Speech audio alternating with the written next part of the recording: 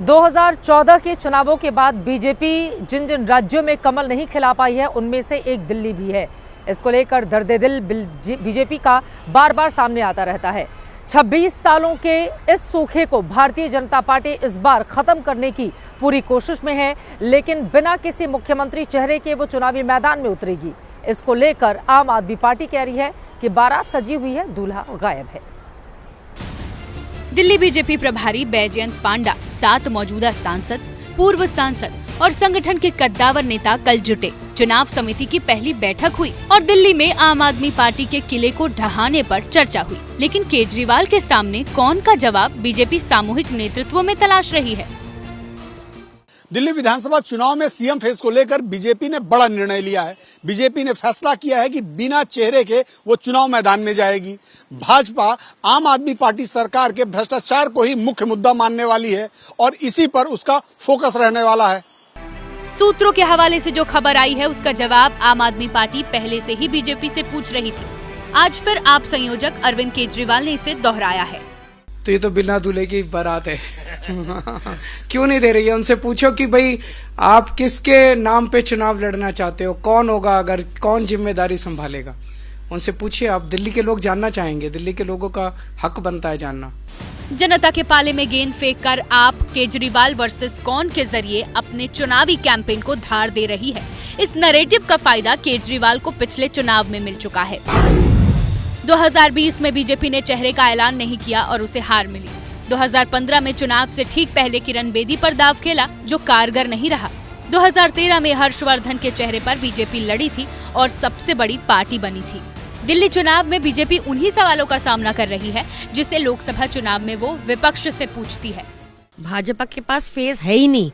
दूल्हा कौन है भाजपा बताए तो सही। इनके पास ना 70 कैंडिडेट हैं, ना सीएम फेस है, ना दिल्ली के लिए कोई विजन है, ना दिल्ली के लिए कोई प्लान है। बस एक ही चीज है, केजरीवाल को गाली निकालो, केजरीवाल को बदनाम करो।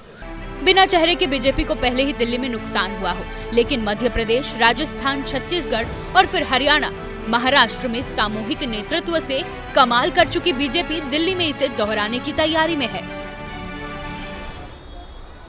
दिल्ली का दंगल दमदार होता हुआ चला जा रहा है। बीजेपी ने घुसपैठियों का मुद्दा उठाया तो आम आदमी पार्टी ने उसको सीधे पूर्वांचलियों से जोड़ दिया। अब इसको लेकर दिल्ली में किस तरह से मचा हुआ है घमासान, अगली रिपोर्ट।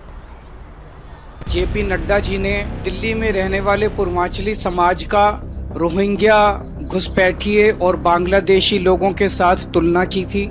पूर्वांचली हमारा आन बान शान है। संविधान ने पूर्वांचल पर जो दंगल संसद में गूंजा था वो 3 दिन बाद दिल्ली विधानसभा चुनाव में दस्तक दे चुका है। आप संयोजक अरविंद केजरीवाल आज संजय सिंह और अवध ओझा के साथ प्रेस कॉन्फ्रेंस करने पहुंचे। अवध ओझा पूर्वांचल से हैं और संजय सिंह ही संसद में पूर्वांचल मुद्दे के केंद्र में थे। इन दोनों की मौजूदगी में अरविंद केजरीवाल ने बीजेपी पर पूर्वांचलियों के अपमान के आरोप लगाए। भारतीय जनता पार्टी के अध्यक्ष जेपी नड्डा जी पूर्वांचल समाज के, रोहिंग्या के, बांग्लादेशियों के नाम कटवा रहे हैं। उनको रोहिंग्या कैसे कहा जा सकता है, उनको बांग्लादेशी कैसे कहा जा सकता है? उनको नाम कटवा के एक तरफ उनकी नागरिकता छीनी जा रही है। हम इसकी कड़ी निंदा करते हैं और ये एक पूरे पूर्वांचल समाज के खिलाफ साजिश है। आपकी प्रेस कॉन्फ्रेंस खत्म हुई ही थी कि कुछ मिनट बाद बीजेपी कैमरे पर आई, आपके आरोपों का पोस्टमार्टम किया और जिन बीजेपी अध्यक्ष जेपी नड्डा को आप घेर रही है उनका पटना कनेक्शन सामने रखा। अरविंद केजरीवाल जी रोहिंग्याओं के लिए बंगला बनाने का काम करते हैं, रोहिंग्याओं को लाके बसाते हैं, रोहिंग्याओं को अपना वोट बैंक बनाते हैं। नड्डा जी का जन्म पटना में हुआ। नड्डा जी पूर्वांचली है। नड्डा जी पटना में पढ़े। जितना बिहार को नड्डा जी समझते हैं, पूर्वांचल को समझते हैं। आपको क्या लगता है नड्डा जी कंपेयर कर रहे थे? आप और बीजेपी जिस पूर्वांचल वोटर का हितैषी बनने की कोशिश में है, अब दिल्ली में जरा उसका सियासी दम भी देख लीजिए। दिल्ली में 1 करोड़ 50 लाख से ज्यादा वोटर हैं। इनमें से करीब 30% यानी 46 लाख वोटर पूर्वांचली हैं। पूर्वांचली वोट बैंक करीब 29 सीटों पर असर डालता है। 2020 में आपको इनमें से 24 सीटों पर जीत मिली थी। दरअसल राज्यसभा में वोटर लिस्ट में नाम कटने का जवाब देते हुए जेपी नड्डा ने रोहिंग्या का मुद्दा उछाला था। लिस्ट से हटे नाम से कथित पूर्वांचली नाम को हाईलाइट कर आप आक्रामक हो गई थी। हिम्मत कैसे हुई आपकी? दिल्ली में पूर्वांचली वोटर विधानसभा चुनाव में आप को वोट देता रहा है, लेकिन लोकसभा में बीजेपी के पक्ष में रहता है। बीजेपी इसे विधानसभा में जोड़कर कमल खिलाना चाहती है। आने वाले दिनों में बीजेपी पूर्वांचलियों से जुड़े कई आयोजन करने वाली है, तो आपने भी जवाबी मोर्चा खोल दिया है।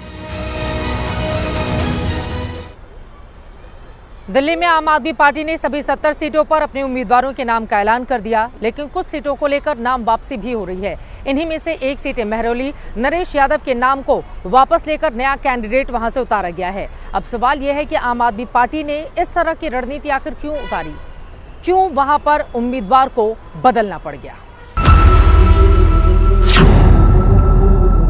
महरौली विधानसभा सीट पर नरेश यादव की ये मुराद पूरी होती, उससे पहले ही उन्होंने अपनी उम्मीदवारी से नाम वापस ले लिया। सोशल मीडिया पर पोस्ट लिखते हुए कहा, आज अरविंद जी से मिलकर मैंने उनको बताया कि जब तक कोर्ट में से मैं बाइज्जत बरी नहीं हो जाता तब तक चुनाव नहीं लड़ूंगा। मैं पूरी तरह से निर्दोष हूं और मुझ पर लगाए गए इल्जाम राजनीति से प्रेरित और झूठे हैं। इसलिए मैंने उनसे गुजारिश की है कि मुझे चुनाव लड़ने से मुक्त कर दें। नरेश यादव के इस ऐलान के बाद आपने महरौली सीट से नए उम्मीदवार का ऐलान कर दिया।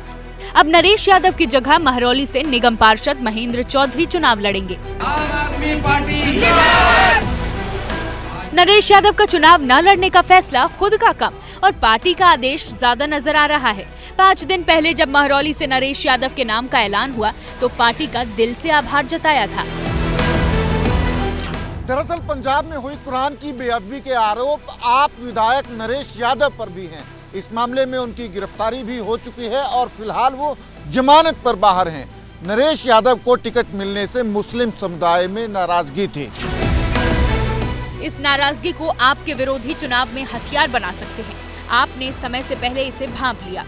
नरेश यादव जी को जब टिकट मिली, उनके खिलाफ भी बहुत सारे वीडियो आए जिसमें उनकी बहुत सी बातों को लेकर अलग तरह की बातें कही गई। क्षेत्र में काम ना कराने का एक जो लंबा 10 साल का जनता के बीच में कैसे जाते, धर्म की जो सम्मान है वो वोटों को देखकर नहीं होनी चाहिए, लेकिन आम आदमी पार्टी ऐसा करती है।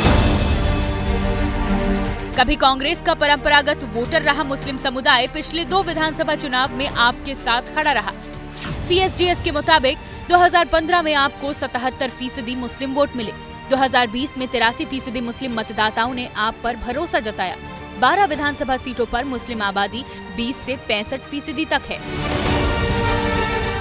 कांग्रेस इस बार पहले के मुकाबले ज्यादा मजबूती के साथ चुनाव लड़ती नजर आ रही है। कुरान की बेअदबी का मुद्दा ज्यादा न उठे और मुस्लिम वोट कांग्रेस की तरफ न शिफ्ट हो, लिहाजा आपने डैमेज कंट्रोल की कोशिश शुरू कर दी है और महरौली में कमान महेंद्र चौधरी को सौंप दी है।